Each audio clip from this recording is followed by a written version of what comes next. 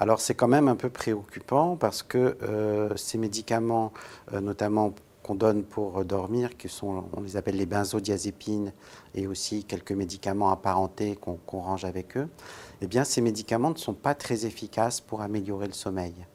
Ils ont surtout été testés sur des courtes périodes de temps. Et au long cours, on connaît mal leur effet et on estime, d'après plusieurs études, que probablement ils augmenteraient la durée de sommeil de l'ordre d'un quart d'heure ou de 20 minutes, ce qui n'est pas grand-chose. À côté de cette faible efficacité, ces médicaments ont beaucoup d'inconvénients et eux qui sont très bien documentés. Par exemple, ils exposent à la survenue de troubles de la mémoire, ce qui est quand même embêtant pour la vie de tous les jours. Ils exposent aussi au risque de chute et de complications des chutes, comme les fractures du col du fémur, donc on connaît la gravité. Ils exposent aussi au risque d'accident de la route. Et en fait, ils ont beaucoup d'inconvénients. Et pour ces raisons, voilà, on estime que c'est des médicaments qui ne sont pas bons pour les sujets âgés et dont il vaudrait mieux qu'ils se passent.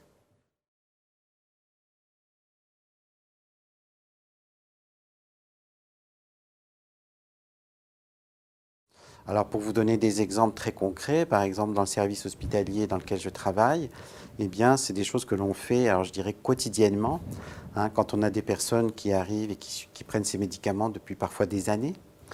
Eh bien, lorsqu'il n'y a pas d'indication véritablement retrouvée à leur utilisation, eh bien, avec l'accord du patient, on leur propose d'arrêter ce type de médicament. Nous, dans le service, on le fait sur 4 semaines de façon progressive et les choses se passent très bien.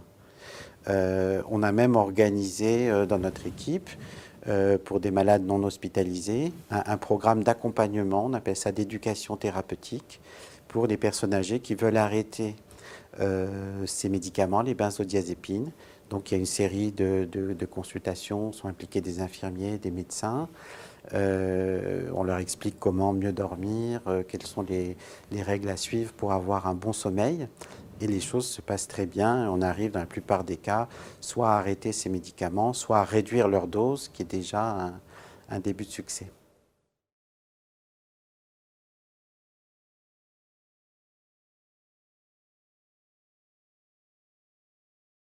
Et alors aujourd'hui, c'est très intéressant le travail qui est fait, qui est mené par la Haute Autorité de Santé, parce que d'une part, elle a une certaine autorité, je dirais naturelle, pour un peu coordonner ce type de travail, mais surtout, elle réunit un grand nombre de personnes concernées, c'est-à-dire bien sûr des experts gériatres ou pharmacologues ou psychiatres qui sont impliqués dans ces thérapeutiques, mais aussi beaucoup d'acteurs de terrain, par exemple des médecins qui travaillent en gériatrie, des médecins généralistes, des pharmaciens d'officine, toutes sortes de professionnels et aussi même des représentants des caisses d'assurance maladie et des patients, des associations de patients.